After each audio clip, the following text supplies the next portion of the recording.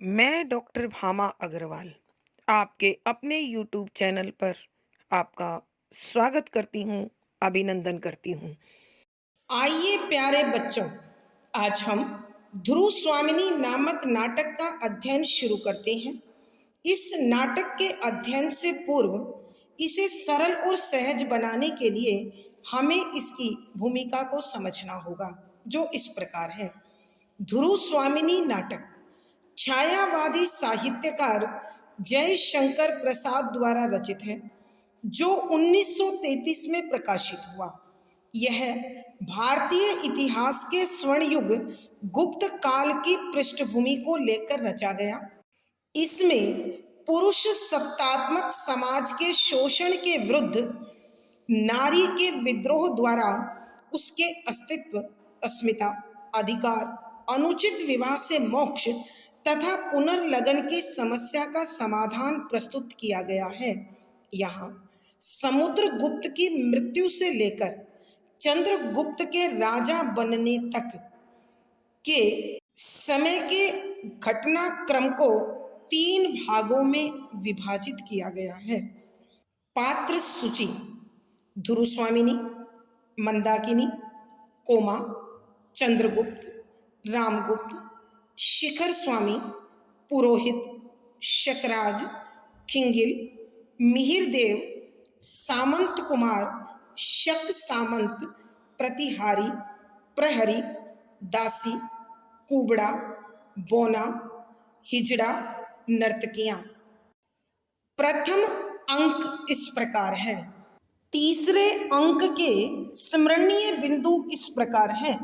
Number 1, तीसरे अंक के आरंभ में शक दुर्ग के एक प्रकोष्ठ में चिंतित ध्रुव स्वामिनी बैठी हुई है।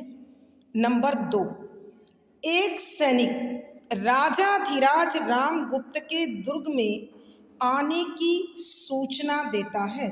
नंबर 3, ध्रुव स्वामिनी चंद्रगुप्त के घावों के विषय में जानकारी लेती है।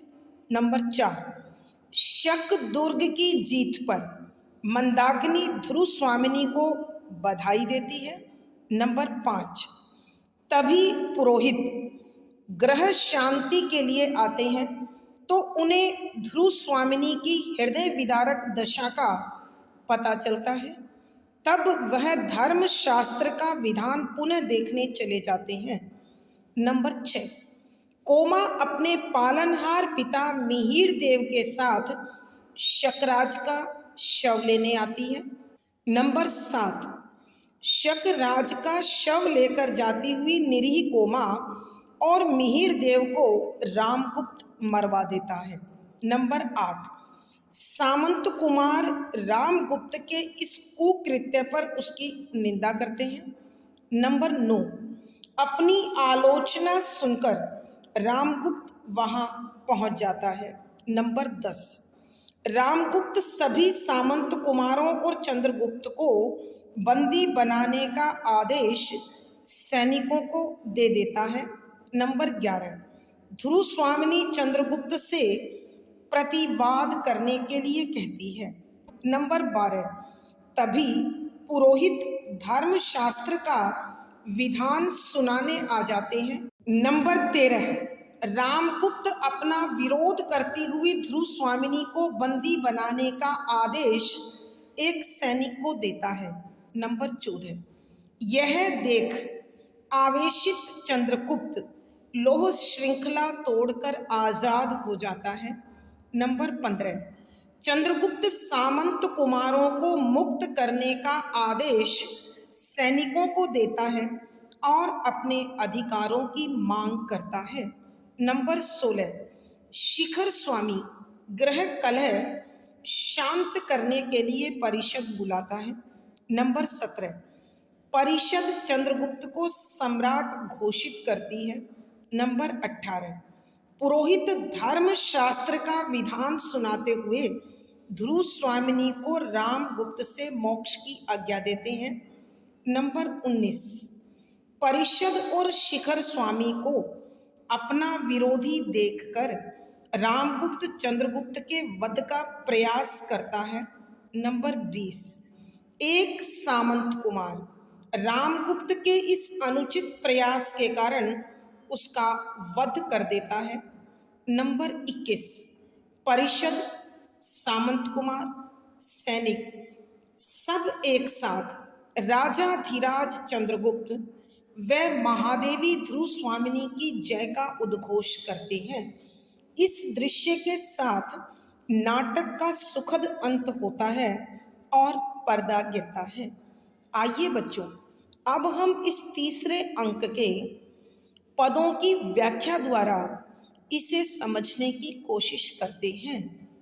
पद संख्या 37, चंद्रगुप्त। मैं भी आर्य समुद्रगुप्त का ही पुत्र हूं। और शिखर स्वामी, तुम ये अच्छी तरह जानते हो कि मैं ही उनके द्वारा निर्वाचित युवराज भी हूं। तुम्हारी नीचता अब असह्य है।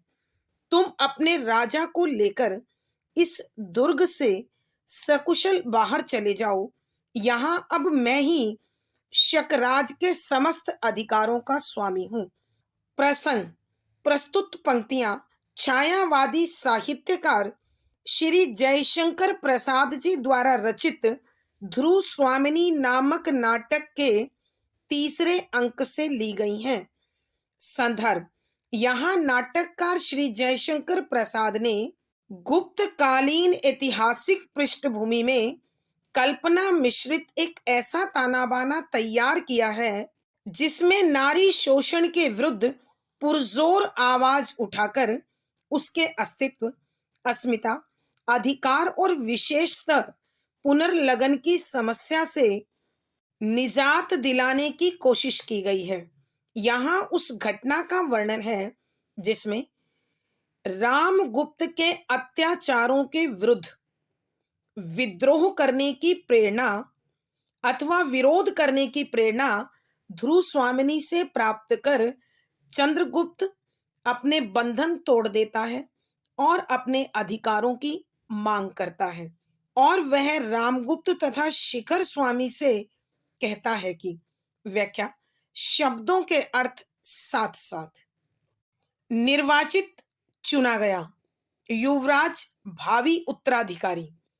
नीचता, दुष्टता, धृष्टता, असह्य, जो सही ना जा सके। सकुशल, ठीक ठाक। समस्त, सारे। अधिकारों, हकों का स्वामी, मालिक, अधिष्ठाता। यहाँ अपनी लोह श्रृंखला को तोड़कर चंद्रगुप्त रामगुप्त से तथा शिखर स्वामी से अपने अधिकारों के विषय में कहता है कि मैं भी आर्य समुद्रगुप्त का पुत्र हूँ। यहाँ चंद्रगुप्त ध्रुव स्वामिनी से प्रेरणा प्राप्त कर अपनी लौह श्रृंखला को तोड़ देता है, जंजीरों को तोड़ देता है और अपने अधिकारों के विषय में कहता है कि मैं महान विजेता शासक समुद्रगुप्त का ही पुत्र हूं। और शिखर स्वामी, तुम ये अच्छी तरह जानते हो कि मैं ही उनके द्वारा निर्वाचित युवराज भी हूं। कि फिर शिखर स्वामी, तुम इस बात से परिचित हो, बहुत अच्छी तरह से जानते हो कि आर्य समुद्रगुप्त ने अपने राज्य के उत्तराधिकारी के रूप में मुझे चुना था, लेकिन तुमने अपनी धृष्टता, स्वार्थ, चालबाजी और लालच को देखते हुए मुझे छोड़ रामगुप्त को राजा बनाया ताकि तुम अपनी मनमानी कर सको। और मैं भी अपने बड़े भाई और कुल की प्रतिष्ठा को बचाए रखने के लिए चुपचाप अपने अधिकारों का त्याग करता रहा। लेकिन अब यह नीचता नहीं सही जाएगी। तुम्हारी नीचता अब असह्य है कि तुम्हारी ये जो दुष्टता है, धृष्टता है, चालाकी है, चालबाजी है, छल है, यह अब और नहीं सह सकता हूं। तुम्हारे लिए भलाई इसी में है कि तुम अपने राजा को लेकर इस दुर्ग से सकुशल बाहर चले जाओ। कि मैं अपनी शालीनता का परिचय दे रहा हूं, मैं अपने उत्तम कुल के संस्कारों का परिचय दे रहा हूं और तुमसे कहता हूं कि तुम यहां से राजा को लेकर इस दुर्ग से बाहर निकल जाओ। अभी तुम ठीक ठाक जा सकते हो, तुम्हें कोई नुकसान नहीं होगा। वरना अगर हट की तो परिणाम अच्छा नहीं होगा, क्योंकि यहां अब मैं ही शकराज के समस्त अधिकारों का स्वामी हूं कि इस शक दुर्ग को मैंने जीता है, और इस शक दुर्ग का अधिकारी शकराज, जिसका मैंने वध किया है, उसके सारे अधिकार अब मेरे हैं। अर्थात यह शक दुर्ग अब मेरे अधीन है, यहाँ का मैं शासक हूं, और जो भी कुछ, जैसा भी निर्णय, फैसला अथवा अधिकारों का प्रयोग करना है, वो सिर्फ मैं ही करूंगा। इसलिए अपना हित सोचते हुए, अपनी भलाई सोचते हुए तुम यहां से चले जाओ। आइए बच्चों, एक बार फिर इस पद की व्याख्या करते हैं। यहां चंद्रगुप्त अपनी लोहे की जंजीरें तोड़कर स्वतंत्र हो जाता है। अपने अधिकारों के विषय में बताते हुए कहता है कि मैं आर्य समुद्रगुप्त का पुत्र हूं, और शिखर स्वामी, यह तुम बहुत अच्छी तरह जानते थे कि महान विजेता और शासक समुद्रगुप्त ने मुझे ही अपने राज्य के उत्तराधिकारी के रूप में चुना था, ताकि उनके साम्राज्य को, प्रतिष्ठा को मैं और बढ़ा सकूं। लेकिन तुमने अपनी दुष्टता, धृष्टता, नीचता, चालबाजी, चालाकी, छल और प्रपंच के सहारे रामगुप्त को राजा बनाया, ताकि तुम अपना स्वार्थ, अपना लालच सिद्ध कर सको। क्योंकि तुम जानते थे यदि शासक मैं बनता हूं तो तुम्हें अपनी चालबाजियों का मौका प्राप्त नहीं होगा। लेकिन अब ये तुम्हारी दुष्टता और सहन नहीं की जाएगी। इसलिए मैं तुम्हें चेतावनी देता हूं कि तुम अपने राजा को लेकर इस दुर्ग से सकुशल, यानी ठीक ठाक बाहर चले जाओ।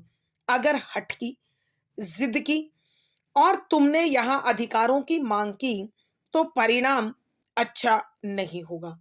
यह शकदुर्ग मैंने जीता है, दुष्ट शकराज का वध मैंने किया है, तो अब इस दुर्ग पर मेरा अधिकार है। यहां शकराज के सभी अधिकारों का प्रयोग मैं करूंगा। अर्थात कहने का भाव यह है कि अब यह शकदुर्ग मेरे अधीन है। इससे संबंधित हर प्रकार के निर्णय, फैसले मैं लूंगा। कोई दूसरा व्यक्ति इस पर अपना अधिकार नहीं जता सकता है। भावार्थ, यहाँ नाटककार के कहने का भाव यह है कि आखिरकार ध्रुव स्वामिनी से प्रेरणा प्राप्त करके चंद्रगुप्त अपने अधिकारों के प्रति सचेत होता है, और बड़ी निर्भीकता से अपने उन अधिकारों के विषय में वर्णन करता है। विशेष यहाँ चंद्रगुप्त के ओजस्वी रूप का पता चलता है। शुद्ध साहित्यिक खड़ी बोली है, तत्सम प्रधान शब्दावली है। पद संख्या 38। रामगुप्त भयभीत होकर चारों ओर देखता हुआ। क्या? ध्रुव स्वामिनी चंद्रगुप्त से। यही तो कुमार। चंद्रगुप्त सैनिकों से डपटकर मुक्त करो इन सामंत कुमारों को। सैनिक वैसा ही करते हैं, और शिखर स्वामी के संकेत से रामगुप्त धीरे धीरे भय से पीछे हटता हुआ बाहर चला जाता है।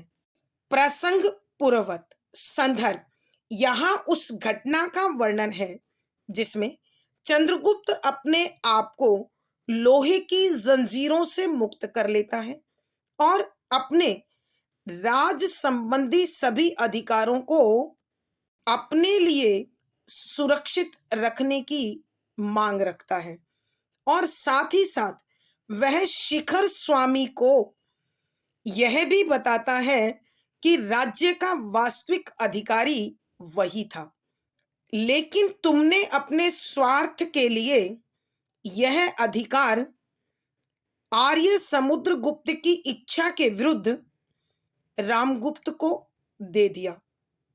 अब मैं इस शक दुर्ग पर अपना अधिकार रखूंगा, यहाँ कोई दूसरा हस्तक्षेप नहीं कर सकता।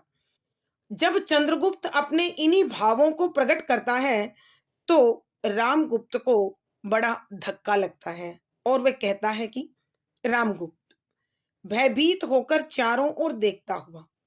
व्याख्या, शब्दों के अर्थ आवश्यकता के अनुसार। रामगुप्त भयभीत होकर चारों ओर देखता हुआ। क्या? भयभीत, डरा हुआ। मुक्त करो, आजाद कर दो। संकेत, इशारा। यहां जब रामगुप्त चंद्रगुप्त के मुख से यह सुनता है कि शक दुर्ग अब केवल उसका है और यहाँ केवल उसके निर्णय, उसके फैसले, उसके कानून चलेंगे, तो रामगुप्त बड़ा भयभीत हो जाता है और डरा हुआ आश्चर्य से पूछता है, क्या? कि चंद्रगुप्त, ये तुम क्या कह रहे हो कि वास्तव में जब गुप्त साम्राज्य का अधिपति मैं हूं तो शक दुर्ग भी मेरा ही है। तब ध्रुव स्वामिनी चंद्रगुप्त से कहती है कि कुमार, यही तो मैं कह रही थी कि जब शकदुर्ग हमने जीता है, तुमने जीता है, तो यह शकदुर्ग तुम्हारा है। यहां राजा का क्या हस्तक्षेप हो? तब चंद्रगुप्त सैनिकों से डपटकर कि वह सैनिकों को डांटते हुए कहने लगा, मुक्त करो इन सामंत कुमारों को, कि ये जो राजा की आज्ञा से तुमने सामंत कुमारों को बंदी बना लिया है, इन सब की बेड़ियां खोल दी जाएं, इन्हें आजाद कर दिया जाए। और सैनिक चंद्रगुप्त की आज्ञा का पालन करते हुए सभी सामंत कुमारों को मुक्त कर देते हैं, उन्हें जंजीरों से खोल देते हैं। और जब वातावरण को अत्यधिक नाजुक देखता है तो शिखर स्वामी रामगुप्त को चुपचाप बाहर चलने का इशारा करता है कि कहीं ऐसा ना हो कि चंद्रगुप्त आक्रोशित होकर उन दोनों को भी जंजीरों से बंधवा दे। तो रामगुप्त शिखर स्वामी के उस इशारे को समझकर चुपचाप धीरे धीरे पांव पीछे करता हुआ डरा हुआ बाहर निकल जाता है। आइए बच्चों, एक बार फिर इस पद की व्याख्या करते हैं। यहां जब चंद्रगुप्त शक दुर्ग पर अपना पूर्ण अधिकार घोषित करता है तो चंद्रगुप्त को ऐसा करता हुआ देखकर रामगुप्त डर जाता है और उसी डर मिश्रित आश्चर्य से पूछता है, क्या? कि ये तुम क्या कह रहे हो? जब गुप्त सम्राट मैं हूं तो तुम्हारे द्वारा जीता यह शक दुर्ग भी मेरा है। तब ध्रुव स्वामिनी चंद्रगुप्त को प्रोत्साहन के लिए कहती है, यही तो कुमार, कि मैं भी तो यही कह रही थी राजकुमार। तब चंद्रगुप्त वहां उपस्थित सभी सैनिकों को डांटकर कहता है, मुक्त करो इन सामंत कुमारों को, कि ये जो सामंत कुमार तुमने राजा के आज्ञा से बंदी बनाए हैं, इन सबको स्वतंत्र कर दो। तब सैनिक चंद्रगुप्त की आज्ञा का पालन करते हुए उन सब की जंजीर खोल देते हैं और सामंत कुमारों को मुक्त कर देते हैं।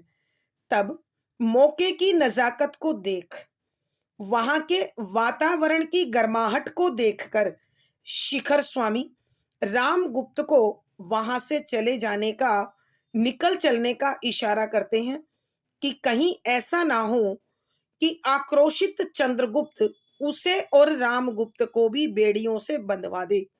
रामगुप्त उस इशारे को समझकर चुपचाप डरा हुआ धीरे धीरे पीछे कदम हटाता हुआ बाहर निकल जाता है। भावार्थ, यहाँ नाटककार के कहने का भाव यह है कि अन्याय, अनाचार, दुराचार, अनीति हमेशा भयभीत रहती है।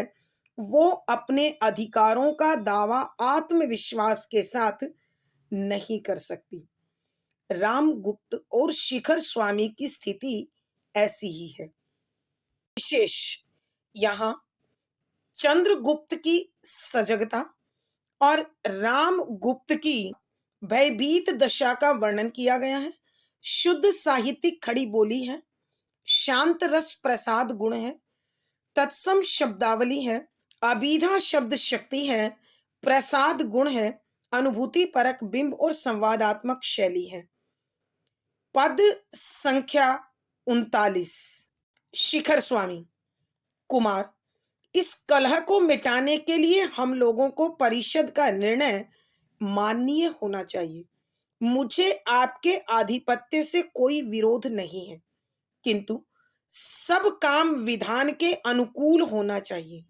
मैं कुल वृद्धों को, सामंतों को, जो यहाँ उपस्थित हैं, लिवा लाने जाता हूँ। प्रस्थान। प्रसंग पूर्वक संदर्भ। यहाँ उस घटना का वर्णन है जिसमें चंद्रगुप्त अपने अधिकारों के प्रति सजग होता है और उस सजगता में शक दुर्ग पर अपना अधिकार बताता है और उस अधिकार का प्रयोग भी करता है। तब शिखर स्वामी अवसर को देखकर शक्ति के साथ रंग बदलते हुए चंद्रगुप्त की तरफ होकर कहता है कि व्याख्या। शब्दों के अर्थ साथ साथ कलह, झगड़ा मिटाने, समाप्त करने के लिए परिषद, राज परिषद यानी ऐसी समिति जो राज्य संबंधी महत्वपूर्ण विषयों पर विचार कर अपना निर्णय देती है। निर्णय, फैसला माननीय, स्वीकार करना चाहिए। आधिपत्य, राज सत्ता अथवा प्रभुता अथवा शासन। विरोध, मानने से इनकार करना। विधान, नियम, अनुकूल, अनुसार। कुल वृद्धों, परिवार के बुजुर्ग अर्थात अनुभवी। सामंतों, शक्तिशाली लोगों को। उपस्थित, हाजिर। प्रस्थान, चला जाता है।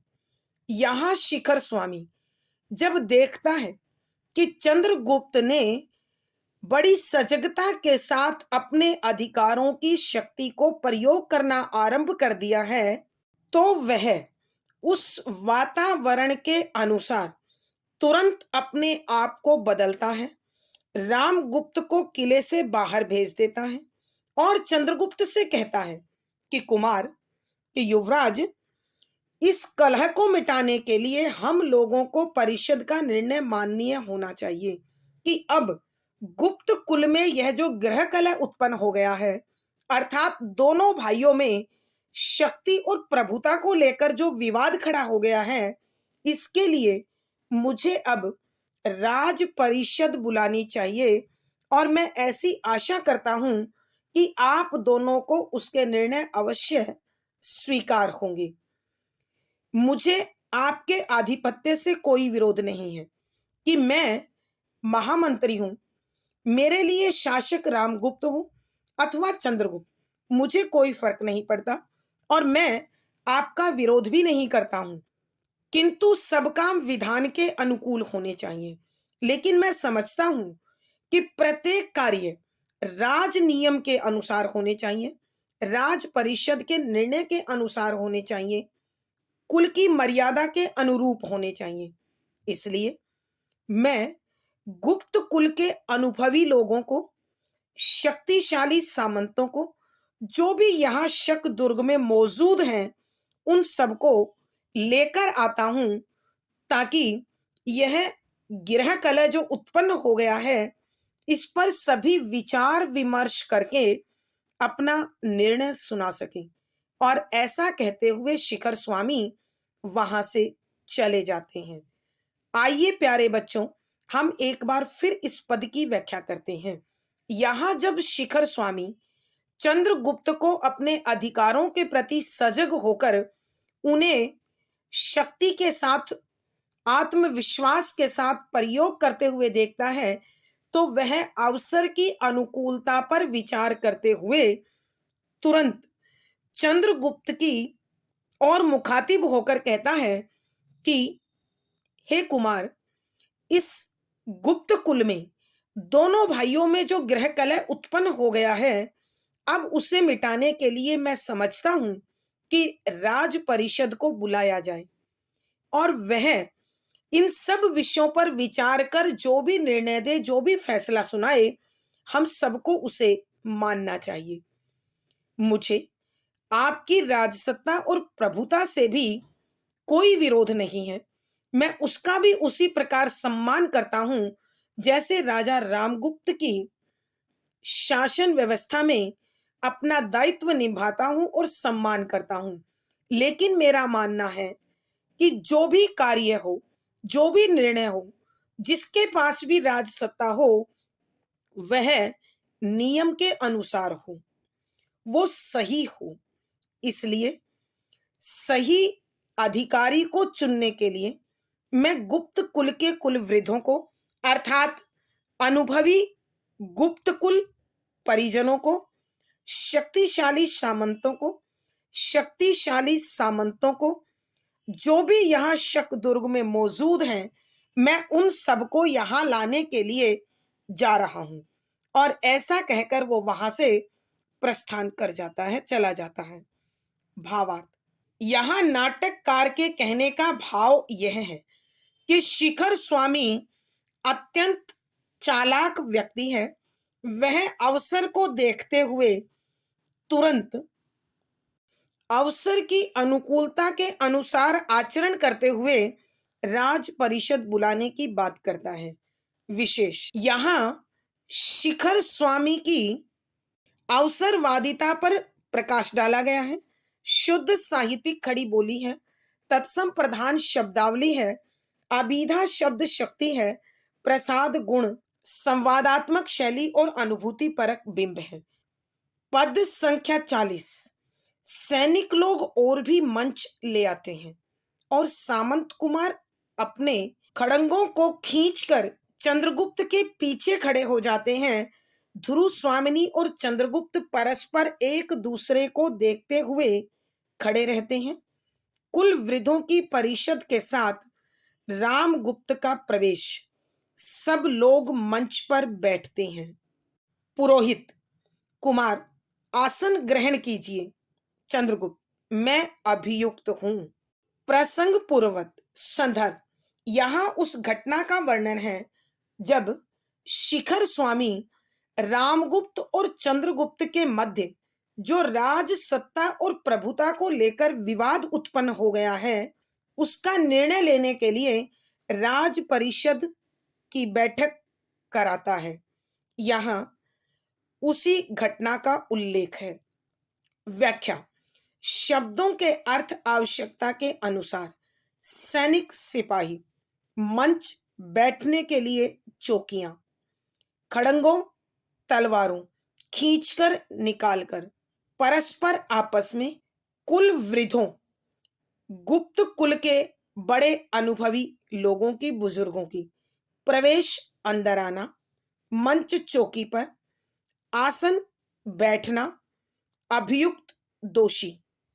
यहां जब शिखर स्वामी राजपरिषद बुलाने की बात करता है तो उस अवसर के लिए, उस बैठक के लिए जो तैयारियां हो रही हैं, उसी का यहाँ उल्लेख है कि परिषद के सदस्यों को बैठने के लिए सैनिक लोग अनेक चौकियां लेकर आते हैं, मंच लेकर आते हैं और उन्हें व्यवस्थित तरीके से रखते हैं तथा सामंत कुमार अपनी अपनी तलवारों को निकालकर चंद्रगुप्त के पीछे खड़े हो जाते हैं ताकि रामगुप्त कोई चालाकी कर चंद्रगुप्त का वध न कर दे।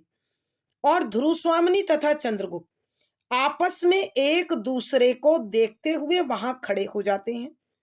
तभी गुप्त कुल के बड़े बुजुर्ग अनुभवी लोग अपनी परिषद के साथ वहां पहुंचते हैं और उनके साथ रामगुप्त भी अंदर आता है और सब लोग चौकी पर बैठ जाते हैं।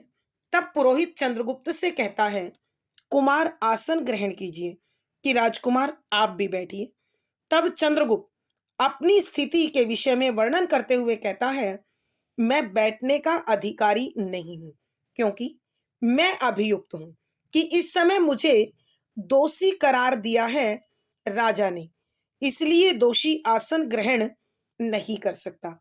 आइए बच्चों एक बार फिर इस पद की व्याख्या करते हैं। यहाँ जब राज परिषद की बैठक होने लगती है तो उसकी तैयारियां जोर शोर से होती हैं। वहां सिपाही परिषद के सदस्यों को बैठने के लिए अनेक चौकी ले आते हैं और उन्हें व्यवस्थित तरीके से ठीक प्रकार से वहां लगा देते हैं। सामंत कुमार भी कोई अप्रिय घटना न घटे इसलिए अपनी अपनी तलवारों को निकालकर चंद्रगुप्त के पीछे जाकर खड़े हो जाते हैं। तब ध्रुव स्वामिनी और चंद्रगुप्त आपस में एक दूसरे को देखते हुए आमने सामने खड़े रहते हैं। तभी कुल वृद्ध यानी गुप्त कुल के बड़े बुजुर्ग अनुभवी लोग वहां शिखर स्वामी और रामगुप्त के साथ पहुंचते हैं और सब अपने अपने आसन पर बैठ जाते हैं, मंच पर विराजमान हो जाते हैं। तभी पुरोहित चंद्रगुप्त से कहता है कि कुमार आसन ग्रहण कीजिए, कि हे युवराज आप भी बैठिए। तब चंद्रगुप्त अपनी स्थिति के विषय में वर्णन करते हुए कहता है कि मैं बैठने का अधिकारी नहीं हूं, क्योंकि इस समय मुझे दोषी बताया गया है और दोषी आसन ग्रहण करने का अधिकारी नहीं होता है। भावार्थ, नाटककार के कहने का भाव यह है कि रामगुप्त व चंद्रगुप्त के विवाद को मिटाने के लिए आखिर गुप्त कुल की परिषद बैठाई गई है, जिसमें चंद्रगुप्त अपनी स्थिति के प्रति सजग है, जबकि रामगुप्त अभी भी अहंकार युक्त है। विशेष यहाँ चंद्रगुप्त की शालीनता और संस्कारों पर प्रकाश डाला गया है। शुद्ध साहित्यिक खड़ी बोली है, तत्सम प्रधान शब्दावली है, विधा शब्द शक्ति और प्रसाद गुण है। यहाँ संवादात्मक शैली अनुभूति परक बिंब है। आज की कक्षा में प्यारे बच्चों इतना ही। अगली वीडियो में फिर मुलाकात होगी। पिछली वीडियो का लिंक डिस्क्रिप्शन बॉक्स में मिल जाएगा। आशा है पढ़ा गया विषय आपको समझ में आया होगा। अपने भाव व विचार कमेंट बॉक्स में लिखें। वीडियो को लाइक करें, शेयर करें और चैनल सब्सक्राइब करें। आपका दिन और जीवन मंगलमय हो, इसी शुभकामना के साथ आभार, धन्यवाद।